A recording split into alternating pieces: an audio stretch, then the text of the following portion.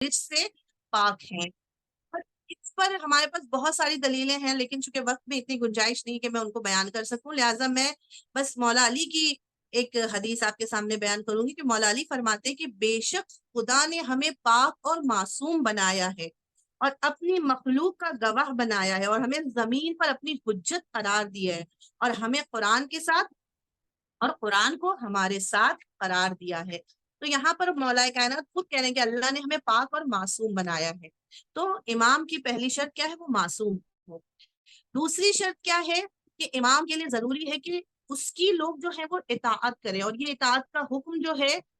उसकी विलायत को लोग कबूल करें, और विलायत का हुक्म खुदा की तरफ से आए। और हमारे पास यहाँ पर भी आयत मौजूद है कि परवरदिगार आलम कुरान में फरमाता है, इन्नमा वलियुकुमुल्लाह व रसूलुहु वल्लज़ीना आमनु अल्लज़ीना युकीमून सलात व यूतून ज़कात व हुम राकिऊन, कि बेशक ईमान वालो अल्लाह तुम्हारा वली है और उसका रसूल तुम्हारा वली है,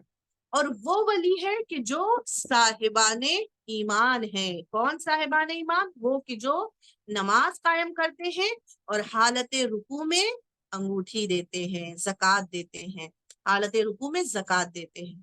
तो आप देखिए कि ये आयत भी जो है वो मौला अली की विलायत को साबित कर रही है, कि जिसमें परवरदिगार आलम जो है वो मौला अली की विलायत को दुनिया के सामने पेश करा है कि जैसे अल्लाह तुम्हारा वली है। अब यहाँ पर वली के क्या माने? अब बहुत से लोग इसकी आयत के वज़न को हल्का करने के लिए जो है वो एतराज करते हैं और कहते हैं कि यहाँ पर आयत में वली से मुराद दोस्त है। तो इंशाल्लाह हम आगे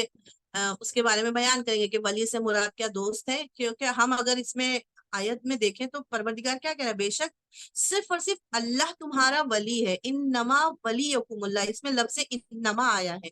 और आप अगर अरबी ग्रामर जानती हैं तो इन्नमा का जो लफ्ज है वो इन्हिसार पर दलालत करता है। इन्हिसार यानी क्या? इन्हिसार यानी कि जैसे हम लफ्ज उर्दू में कहें फकत, जैसे कहते हैं ना कि फकत और फकत, तो हम उसको क्या है, उसको और चीजों से जुदा कर देते हैं, मुनहसिर कर देते हैं। तो खुदा ने यहाँ पर इन्नमा का लफ्ज किया, यानी कि तमाम लोगों में सिर्फ और सिर्फ अल्लाह तुम्हारा वली है, फकत और फकत अल्लाह तुम्हारा वली है। यानी विलायत से बाकी लोगों को खारिज कर दिया है और कहा सिर्फ और सिर्फ अल्लाह तुम्हारा वली है और उसका रसूल तुम्हारा वली है। और कौन वली है? कहा वो वली है जो साहिब ईमान हो, जो नमाज को कायम करते हो और जो हालत रुकू में ज़कात देते हो। तो यहाँ पर ये विलायत मुनहसिर कर दी है। अब यहाँ पर हम कहेंगे कि भाई यहाँ पर कैसे पता चले कि ये मौला अली की शान में है? तो ये पूरी तारीख में अहले सुन्नत के यहाँ भी ये वाकया मौजूद है, और हमारे यहाँ तो ये किताबों में है ही वाकया कि किसने हालत रुकू में जो है वो ज़कात दी थी। वो सिर्फ और सिर्फ मौला कायनात की जात थी कि जिन्होंने हालत रुकू में साइल को अपनी अंगूठी जो है वो ज़कात में दे दी थी। कि यहाँ पर बहुत से लोग फिर जो है वो एतराज इस बात पर भी करते हैं कि आप लोग कहते हैं कि मौला अली जब नमाज में मुसल्ले पर आते थे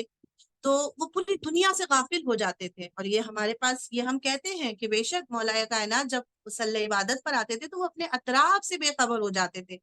और आप उसके लिए हम दलील वही वाकया भी देते हैं कि पैर में जब आपके तीर लग गया था तो ऐसा वो तीर पेवस्त हो गया था कि वो तीर निकाला नहीं जा रहा था, यानी जब तबीब ने चाहा उस तीर को निकालना तो इतना दर्द था, इतनी तकलीफ थी कि मौला इजाजत नहीं दे रहे थे उस तीर को निकालने की। तो उस वक्त रसूलुल्लाह ने कहा था कि ठहर जाओ, जब अली मुसल्ले इबादत पर चले जाएं उस वक्त तीर निकालना, उस वक्त अली को एहसास भी नहीं होगा। और वही हुआ कि जब अली मुसल्ले इबादत पर आए तो तीर निकाल लिया गया और मौला कायनात को एहसास भी नहीं हुआ। तो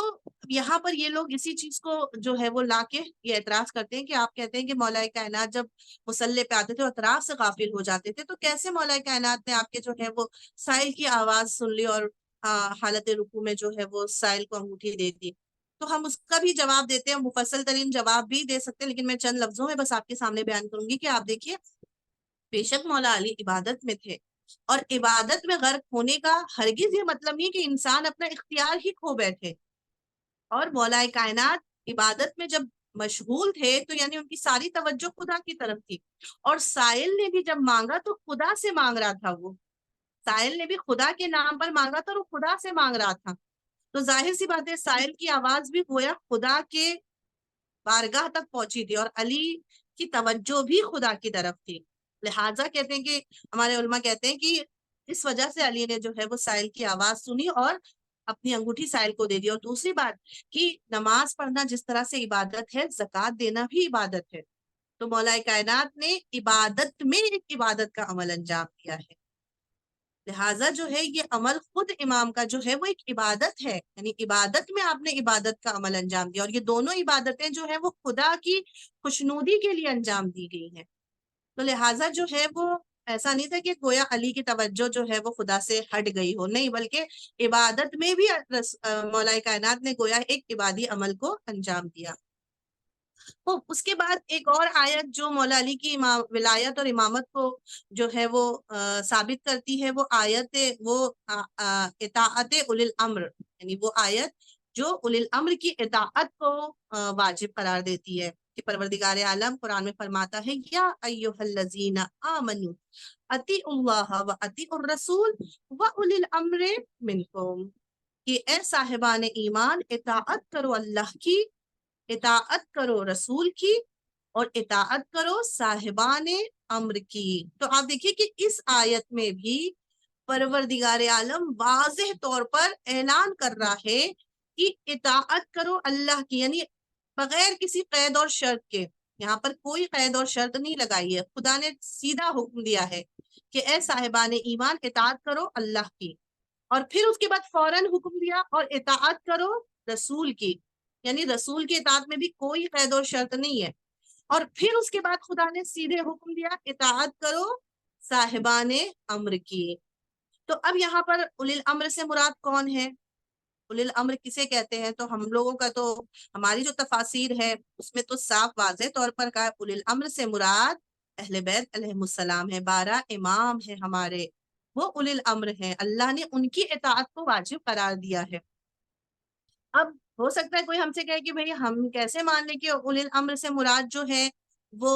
12 امام ہے، تو ہمارے پاس ایک اور روایت بھی ہے، اور یہ روایت خود ان کی کتابوں میں بھی موجود ہے، کہ وہ روایت کون سی ہے؟ وہ جناب جابر ابن عبداللہ انصاری کی روایت ہے، کہ جناب جابر ابن عبداللہ انصاری نے رسول اللہ سے آ کر سوال کیا تھا کہ یا رسول اللہ، یہ آیت جو نازل ہوئی ہے اطاعت اولی الامر کی، اس میں اولی الامر سے مراد کون ہے؟ تو رسول اللہ نے فرمایا کہ جابر، میرے مرنے کے بعد میرے جو خلیفہ اور جانشین ہیں، جو میرے بعد میری ذمہ داریوں کو ادا کرنے والے ہیں، وہ میرے بعد جو ہیں وہی اولی الامر ہیں، اور ان میں سے سب سے پہلے میرے بھائی علی ابن ابی طالب، اور ان کے بعد حسن، ان کے بعد حسین، ان کے بعد علی ابن الحسین، اور ان کے بعد محمد باقر علیہ السلام، اور پھر اس کے بعد جو ہے رسول اللہ نے فرمایا جابر،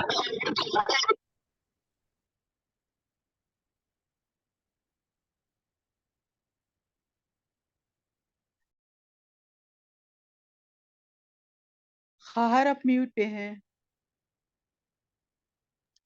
سوری،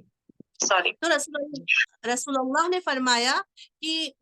میرے بعد مثلا مولا کائنات یعنی علی ابن ابی طالب، ان کے بعد حسن، ان کے بعد حسین، ان کے بعد علی ابن الحسین، اس کے بعد محمد باقر علیہ السلام، اور پھر رسول اللہ نے فرمایا جابر، میرے اس فرزند کے وقت تم موجود ہوگے، تم زندہ رہو گے، اور جب تم میرے اس فرزند سے یعنی امام محمد باقر سے ملاقات کرنا تو میرا ان کو سلام کہنا۔ اور آپ سب جانتے ہیں کہ جناب جابر اس وقت تک زندہ تھے، اور امام محمد باقر کو جب آپ نے دیکھا، آپ کی بینائی اس وقت بہت حد تک جو ہے وہ جا چکی تھی، اور آپ نے ان کی آہٹ سے امام محمد باقر کو پہچانا، اور پھر رسول اللہ کا سلام ان تک پہنچایا تھا۔ اور پھر اس کے بعد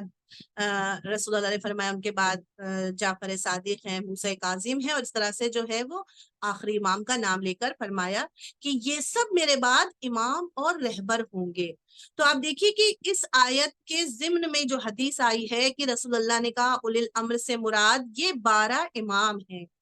تو اس سے ثابت ہو جاتا ہے کہ اللہ نے ان کی اطاعت کا، جن کی اطاعت کا حکم دیا ہے وہ 12 امام ہیں،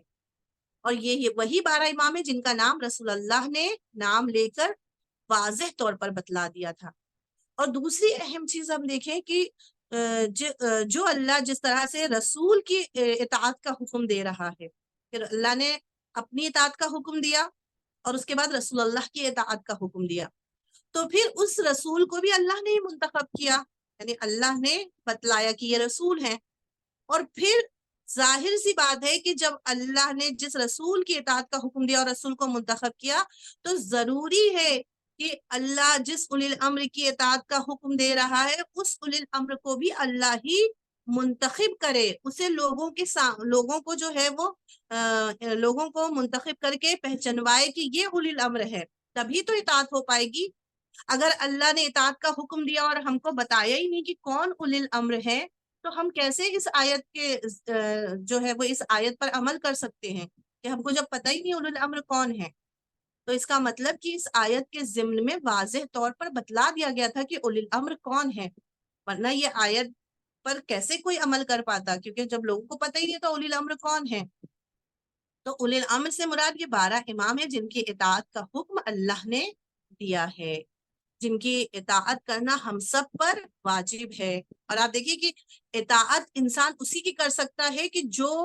تمام گناہوں سے پاک ہو، اطاعت انسان اسی کی کر سکتا ہے کہ جو ہادی ہو، جو رہبر ہو۔ ہم ہر انسان کی تو اطاعت نہیں کرتے نا، جو ہم سے افضل ہوتا ہے انسان اسی کی اطاعت کرتا ہے۔ ہم اپنے ماں باپ کی اطاعت کرتے ہیں،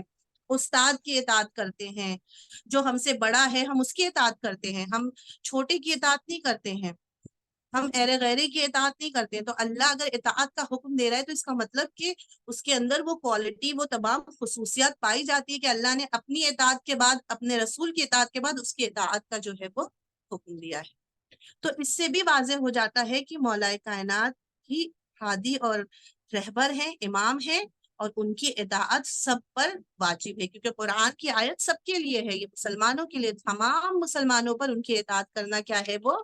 واجب ہے۔ اس کے بعد جو ہے وہ آئے یوم الدار بھی ہے، جس سے ہم ثابت کر سکتے ہیں۔ آئے یوم الدار کیا ہے؟ یہ وہی آیت ہے کہ جو فانذر عشیرتک الاقربین کے، جس میں پروردگار کی طرف سے حکم آیا تھا کہ اے رسول اپنے اقربا کو جو ہے وہ اسلام کی دعوت دو، انذار کرو۔ اور پھر اس وقت اسلام کی سب سے پہلی دعوت ذوالعشیرہ کا واقعہ جو ہوا، رسول اللہ نے تمام اپنے جو بزرگان تھے اس وقت قریش کے، ان کو گھر پہ بلوایا اور ان کا جو ہے وہ کھانے پینے کا انتظام کیا گیا۔ پورا واقعہ آپ کے سامنے، پورا واقعہ نہیں سناؤں گی میں، کہ مولا کائنات اور جناب ابو طالب نے سب کو مدعو کیا، جناب ابو طالب کے گھر میں یہ دعوت کا انتظام کیا گیا تھا۔ 3 دن تک یہ دعوت کا سلسلہ چلا، اور مطلب 2 دن تو کھانے کے بعد وہ سب اٹھ کے چلے جاتے تھے رسول جب بھی کچھ کہنا چاہتے تھے، اور تیسرے دن جب رسول اللہ نے پھر دعوت کا انتظام کیا، سب نے پیٹ بھر کے کھا لیا، اور اس کے بعد رسول اللہ نے کہا کہ میں آپ کے سامنے کچھ بیان کرنا چاہتا ہوں، لوگ پھر کھڑے ہو گئے کہ یہاں پر جناب ابو طالب ایک مرتبہ کھڑے ہو جاتے ہیں اور کہتے ہیں خبردار کوئی اپنی جگہ سے نہیں ہلے گا، جب تک کہ میرا بھتیجا محمد اپنی بات نہ کہہ لے کوئی یہاں سے نہیں جائے گا۔ اور اتنا دبدبا، اتنا روب تھا جناب ابو طالب کی آواز میں کہ سب مجمع اپنی جگہ پر کھڑا کا کھڑا رہ گیا۔ اور اس وقت رسول اللہ نے اپنے پیغام کو ان کے سامنے رکھا کہ مجھے نبی بنا کر بھیجا گیا ہے، میں خدا کا رسول ہوں، میں ان کی طرف سے دعوت دینے آیا ہوں، تم خدا کو قبول کرو، خدا کو مانو، اس پر ایمان لے آؤ، اور وغیرہ وغیرہ۔ رسول اللہ نے پوری دعوت دی، اور پھر اس کے بعد رسول اللہ نے فرمایا کہ کون ہے کہ جو اس امر میں میری جو ہے وہ مدد کرے گا، اس کام میں کون ہے جو میری مدد کرے گا؟ 3 مرتبہ رسول اللہ نے پوچھا، کوئی نہیں کھڑا ہوا، نہ کسی نے کہا کہ میں آپ کی مدد کروں گا، صرف مولا کائنات تھے جن کی عمر اس وقت 13 سال کی تھی، وہ کھڑے ہو گئے، وہ ہر بار کھڑے ہوئے کہ یا رسول اللہ میں آپ کی نصرت کروں گا، یا رسول اللہ میں آپ کی مدد کروں گا۔ اور جب تیسری مرتبہ، یعنی 2 مرتبہ جب کھڑے ہوئے مولا کائنات، تو رسول اللہ نے علی کو بٹھا دیا، اور جب تیسری مرتبہ پوچھا اور پھر کوئی نہ کھڑا ہوا، اور تیسری مرتبہ بھی مولا کائنات کھڑے ہوئے اور کہا انا ناصرک یا رسول اللہ، میں آپ کی نصرت کروں گا یا رسول اللہ، تو اس وقت رسول اللہ نے فرمایا کہ بے شک یہ میرا بھائی ہے، میرا وصی ہے، میرا جانشین ہے، اور اس کی باتوں کو سنو اور اس کی اطاعت کرو۔ تو آپ دیکھیں کہ یہاں بھی رسول اللہ نے واضح طور پر اپنا جانشین، اپنا وصی جو ہے وہ مولا علی کو بتلایا تھا، یعنی تمام وہ قریش کے بزرگان کے سامنے جو ہے وہ رسول اللہ نے مولا علی کو اپنا وصی، اپنا جانشین بتایا، اور یہ بھی کہا کہ اس کی بات کو سنو بھی اور اس کی اطاعت بھی کرو۔ تو اطاعت ایسے ہی نہیں کسی کی جاتی ہے. اطاعت کا مطلب کہ وہ گویا ہادی ہے، وہ رہبر ہے، میرے بعد وہی تمہارا امام ہوگا، تمہاری ہدایت کرنے والا ہوگا، لہٰذا تم پر ان کی اطاعت کرنا کیا ہے، وہ واجب ہے. تو یہ آیت بھی مولا علی کی امامت کو، ان کی ولایت کو واضح کرتی ہے، ظاہر کرتی ہے. اور اس کے بعد جو ہے وہ بہت ہی مشہور جو آیت آئے تبلیغ، آئے ولایت، آئے غدیر جس کو ہم کہتے ہیں، یہ آیت بھی مولا علی کی ولایت پر دلالت کرتی ہے. کہ سن 10 ہجری میں پورا واقعہ آپ کو سب واضح طور پر پتا ہے. 10 ہجری میں رسول اللہ اپنے آخری حج سے واپس پلٹ رہے تھے، اور اس وقت یہ آیت جو ہے وہ نازل ہوئی تھی، کہ جس میں جو ہے وہ رسول اللہ پروردگار عالم نے جو ہے وہ رسول کو یہ حکم دیا تھا کہ یا رسول اللہ اس پیغام کو پہنچا دیجئے کہ جو پیغام پہنچانے کا آپ کو حکم دیا گیا ہے، اور اگر یہ پیغام نہیں پہنچایا تو گویا رسالت کا کوئی کام آپ نے انجام نہیں دیا. کہ یہ آیت سورہ مائدہ کی آیت نمبر 67 ہے کہ یا ایھا الرسول بلغ ما انزل الیک من ربک وان لم تفعل فما بلغت رسالہ واللہ یعصمک من الناس ان اللہ لا یہدی القوم الکافرین. اے پیغمبر آپ اس حکم کو پہنچا دیں جو آپ کے پروردگار کی طرف سے نازل کیا گیا ہے، اور اگر آپ نے یہ نہ حکم پہنچایا تو گویا آپ نے رسالت کا کوئی کام انجام نہیں دیا. اور آپ لوگوں سے آپ ڈر اور خوف پیدا آپ کے اندر نہ ہو، یعنی آپ لوگوں سے نہ ڈرے. خدا آپ کو لوگوں کے شر سے محفوظ رکھے گا، اور اللہ کافروں کی ہدایت نہیں کرتا ہے. تو آپ دیکھیے کہ خود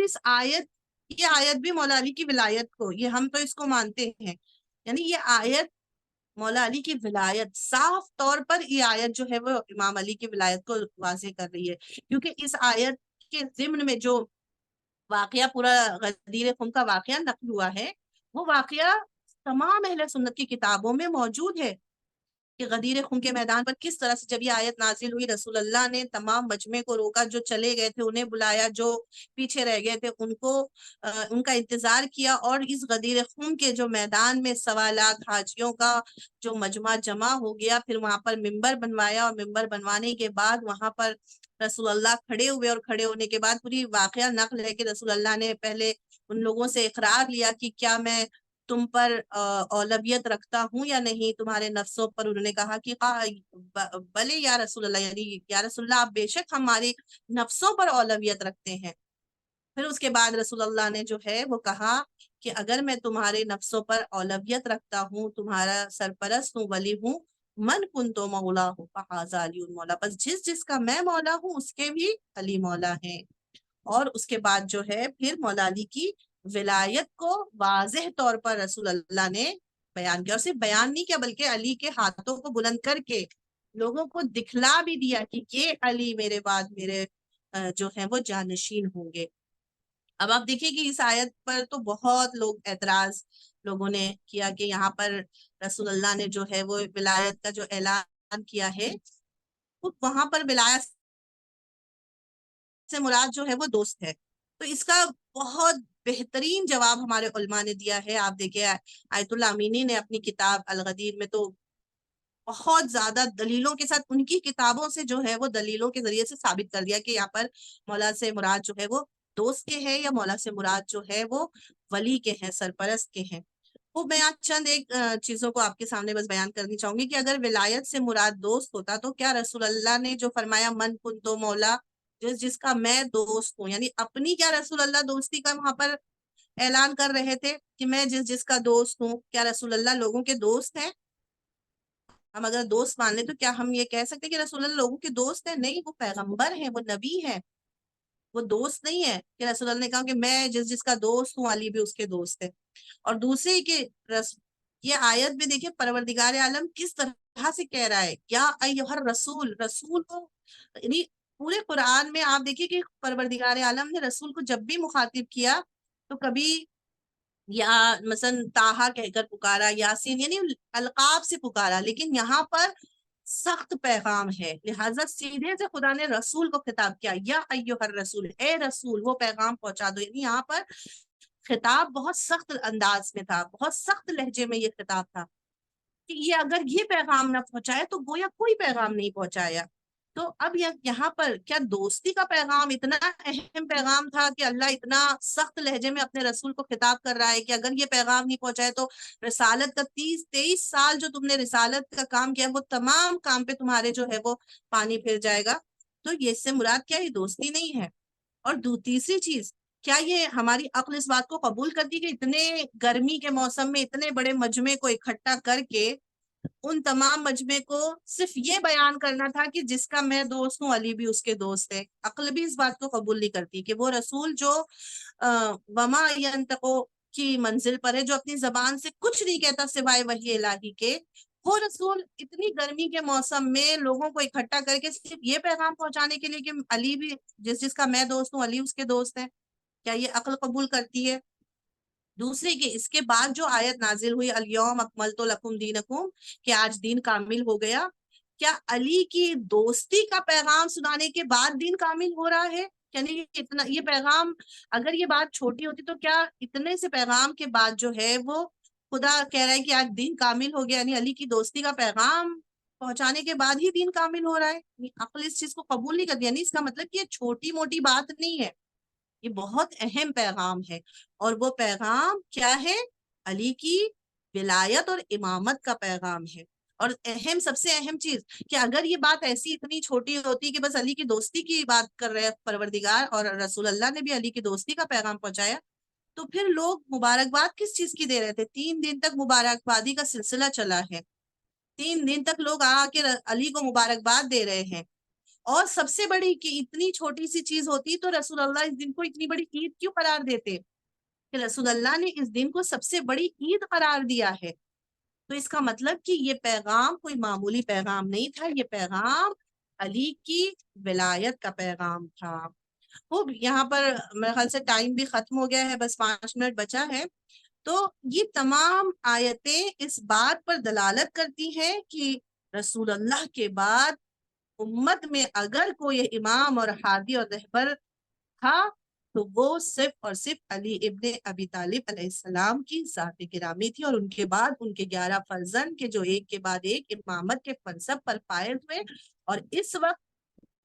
ہمارا آخری امام یعنی ہمارے امام زمانہ اجل اللہ تعالی فرجہ الشریف امام وقت ہیں, اور وہ اس منصب پر فائز ہیں, اور وہ پردہ غیب سے ہماری ہدایت کر رہے ہیں.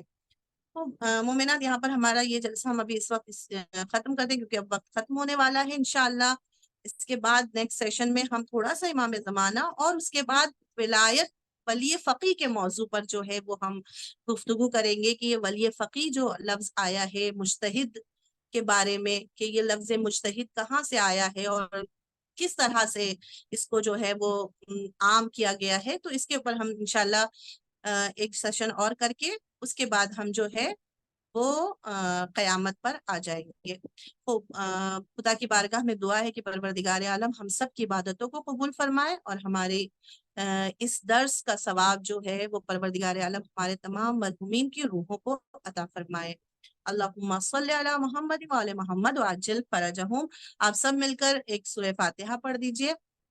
اللہم صلی علی محمد وعلی محمد وعجل فرجہم. اللہم صلی علی محمد وعلی محمد وعجل فرجہم. اللہم صلی علی محمد وعلی محمد وعجل فرجہم. بسم اللہ الرحمن الرحیم. الحمدللہ رب العالمین الرحمن الرحیم مالک یوم الدین. ایاک نعبد وایاک نستعین. اہدنا الصراط المستقیم صراط الذین انعمت علیہم غیر المغضوب علیہم ولا الضالین. بسم اللہ الرحمن الرحیم. قل هو اللہ احد اللہ الصمد لم یلد ولم یولد ولم یکن له کفوا احد. بسم اللہ الرحمن الرحیم. قل هو اللہ احد اللہ الصمد لم یلد ولم یولد ولم یکن له کفوا احد. بسم اللہ الرحمن الرحیم. قل هو اللہ احد اللہ الصمد لم یلد ولم یولد ولم یکن له کفوا احد. اللہم صلی علی محمد وعلی محمد وعجل فرجہم. اللہم صلی علی محمد وعلی محمد وعجل فرجہم. اللہم صلی علی محمد وعلی محمد وعجل فرجہم. پروردگارہ اس سورہ فاتحہ کا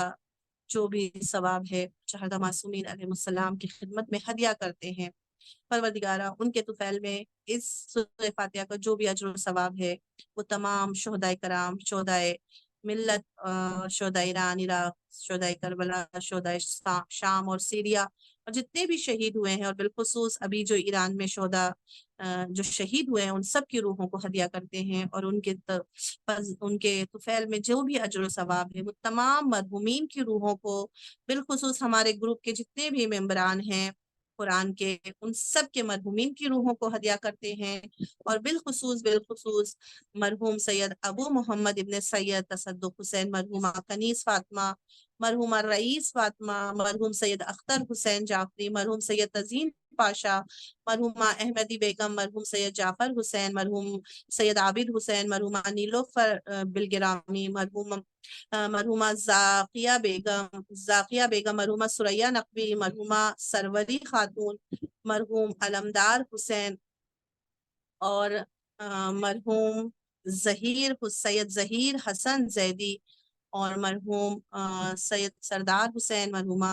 شیراز فاطمہ، مرحوم محمد باقر، مرحومہ محمد طاہر، مرحومہ قمر النساء، اور جتنے بھی ہمارے یہ ممبران جو ابھی اس وقت اس درس میں شامل ہوئے ہیں، ان کے مرحومین کی خدمت میں ہدیہ کرتے ہیں۔ پروردگارہ محمد اور آل محمد کے صدقے میں ان کی برزخ کی منزل کو آسان فرما، ان کی قبر کی منزل کو آسان فرما، انہیں جوارے میں معصومین میں جگہ عنایت فرما۔ ربنا تقبل منا انک انت السمیع العلیم، آمین آمین یا رب العالمین۔